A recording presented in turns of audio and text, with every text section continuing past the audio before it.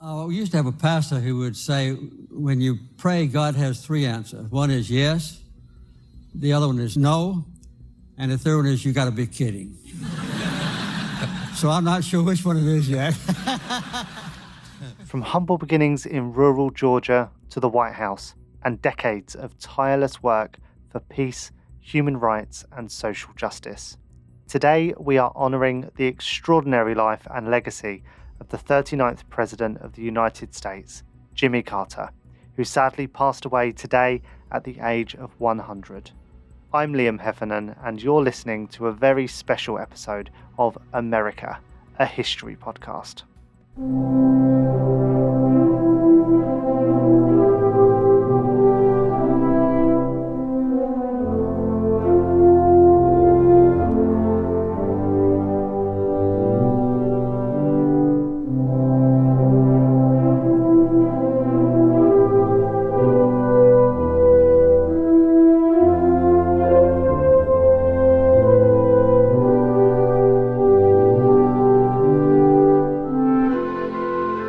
President Carter may have passed away, but he leaves behind a profound legacy that extends far beyond his time in office. He was a man of faith, compassion, and unwavering commitment to improving the lives of others. While his presidency may have been marked by challenges, his post-presidential life became one of the most remarkable in American history. Throughout this episode, we will explore his life, his presidency, and his post-presidency years, drawing on interviews, speeches, and key moments that defined him as a leader and a humanitarian.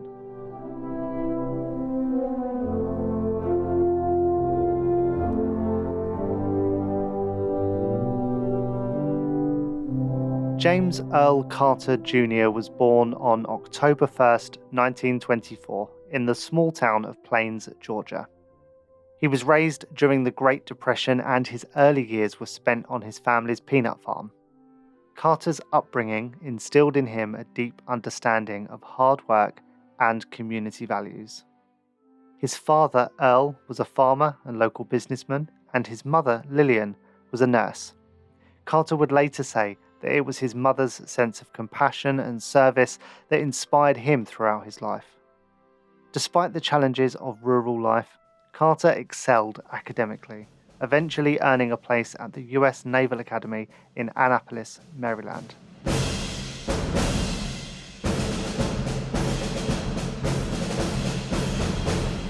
He served in the Navy as a submariner and worked under Admiral Hyman Rickover, pioneer of nuclear-powered submarines. His time in the military was formative, shaping his sense of discipline and leadership. But Carter's career in the Navy ended when his father passed away in 1953.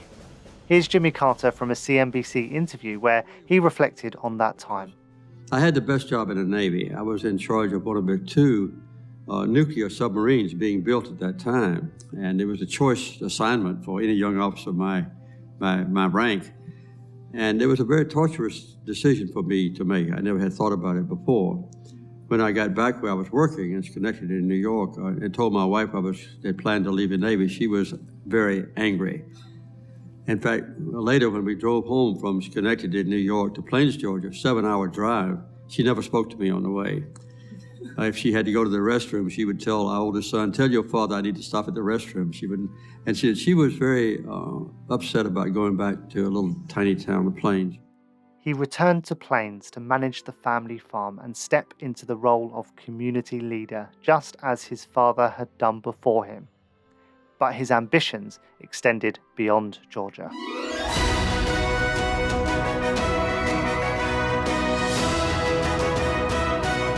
In 1962, Carter took his first step into politics, running for the Georgia State Senate. Known for his integrity and his willingness to tackle corruption, he soon gained a reputation as a reformer. This set the stage for his successful run for governor of Georgia in 1970. During his time as governor, Carter worked to dismantle segregationist policies and improve education and healthcare in the state. It was also during this time that he made a bold speech in which he declared that the time for racial discrimination is over.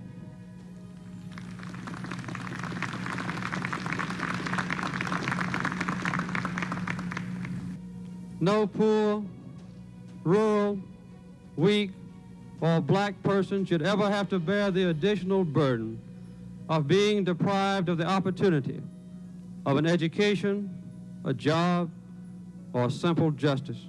This commitment to civil rights and equality defined much of his political career.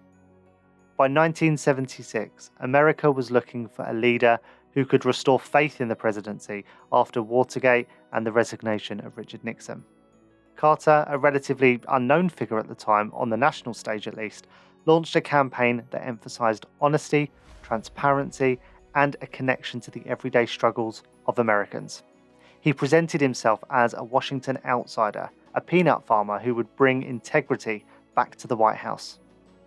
With his humble demeanor and Southern charm, Carter secured the Democratic nomination and went on to win the presidency, defeating former Vice President and incumbent President Gerald Ford. For myself and for our nation, I want to thank my predecessor for all he has done to heal our land. This is President Carter's inauguration speech on January 20th, 1977, where he acknowledges the magnitude of the next 4 years. You have given me a great responsibility to stay close to you, to be worthy of you, and to exemplify what you are. Let us create together a new national spirit of unity and trust. Your strength can compensate for my weakness, and your wisdom can help to minimize my mistakes. Carter's victory was seen as a fresh start for the nation, a turning point after the turmoil of the Vietnam War and the Watergate scandal. He promised an administration that would be rooted in ethical governance and transparency, themes that resonated with a public wary of corruption. Jimmy Carter's presidency, which lasted from 1977 to 1981, was defined by a mix of achievements and significant challenges. He entered the White House during a period of economic difficulties, rising inflation, and an energy crisis. But despite all of this, Carter worked diligently to tackle some of the country's most pressing issues. One of his most notable achievements came on the international stage. Carter brokered the historic Camp David Accords between Egypt and Israel in 1978, a peace agreement that still stands today. His personal diplomacy and hands-on approach to foreign policy earned him praise as a peacemaker, and he considered the Camp David Accords one of his proudest accomplishments. When we first arrived at Camp David, the first thing upon which we agreed was to ask the people of the world to pray that our negotiations would be successful. Those prayers have been answered far beyond any expectations. But Carter's presidency wasn't without its challenges. Domestically, he faced an energy crisis that tested the patience of the American public. His call for energy conservation and the creation of the Department of Energy were forward-thinking, but often unpopular at the time. Additionally, the economic issues of stagflation, which is high inflation combined with unemployment, hampered his administration's domestic agenda. Carter's handling of the Iran hostage crisis also became a defining moment. In 1979, Iranian militants stormed the US embassy in Tehran and took 52 Americans hostage. For 444 days, the hostages remained in captivity, and Carter's attempts to secure their release, including a failed rescue mission, became a painful symbol of the difficulties his administration faced. Though he ultimately negotiated their release, it wasn't until the day Ronald Reagan was inaugurated as president in January 1981 that the hostages were actually freed. This long, drawn-out crisis contributed to Carter's defeat in the 1980 election, but his perseverance in seeking a peaceful resolution reflected his deep commitment to diplomacy. Despite the intensity of our emotions, the lives of our people in Iran are at stake. I must emphasize the gravity of the situation. It's vital to the United States and to every other nation that the lives of diplomatic personnel and other citizens abroad be protected, and that we refuse to permit the use of terrorism and the seizure and the holding of hostages to impose political demands. No one should underestimate the resolve of the American government and the American people in this matter.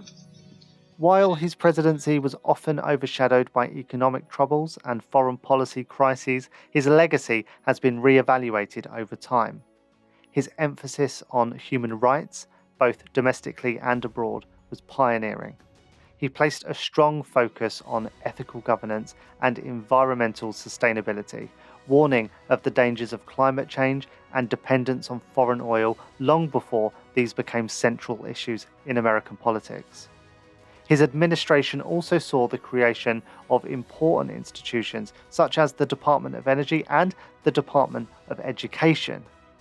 Carter also appointed record numbers of women and minorities to the federal bench, reflecting his commitment to both civil rights and inclusion.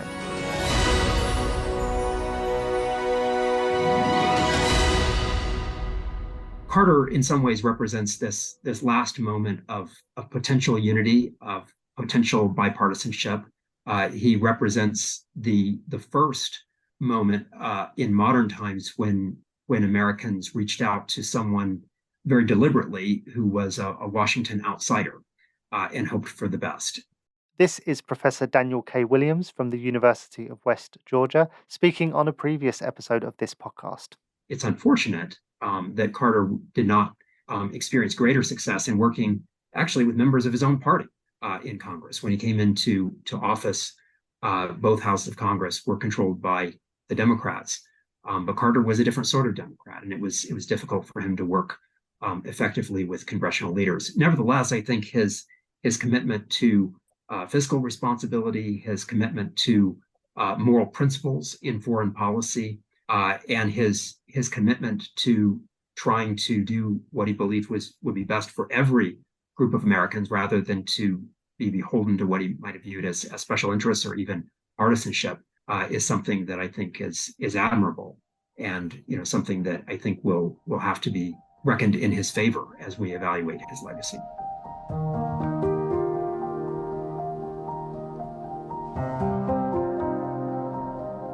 For many, Jimmy Carter's greatest legacy began after he left the White House. Instead of fading from public life, he embarked on a decades-long journey of humanitarian work. In 1982, he founded the Carter Center, which focused on advancing human rights, alleviating poverty, and promoting peace. The center's work on global health, particularly its efforts to eradicate diseases like guinea worm and river blindness, has been transformative. Carter became a global ambassador for peace, traveling to conflict zones and mediating disputes. His efforts in international election monitoring contributed to fair democratic processes in countries around the world. He was awarded the Nobel Peace Prize in 2002 for his tireless work in promoting peace, democracy, and human rights. But Carter also remained deeply connected to his community in Plains, Georgia. Every Sunday, well into his 90s, he taught Sunday school at Maranatha Baptist Church, welcoming visitors from around the world. Here is Carter's niece from the Maranatha Baptist Church reading a quote from her uncle about the driving force behind his post-presidential years. I have one life and one chance to make it count for something. I'm free to choose that something. That something, and the something that I've chosen is my faith. My faith demands that I do whatever I can, wherever I can, whenever I can, for as long as I can, with whatever I have to try to make a difference. And in my mind, that is a legacy-worthy statement. In many ways, Carter redefined what it means to be a former president. His post-presidency has set a new standard for service, showing that even after leaving the Oval Office, there's still much work to be done. However, in recent years, he stepped back from public life, but still manages to surpass our expectations, becoming the first president to reach 100 years old, despite receiving hospice care since February 2023. In November 23, Jimmy Carter sadly said goodbye to his wife and America's former First Lady, Rosalynn Carter. They had been married for 78 years. But still, Jimmy battled on, determined to stay alive long enough, in his words, to vote for Kamala Harris in the 2024 presidential election. Even until the end, his dedication to the democracy in which he served as Commander-in-Chief for 4 years was unshakable.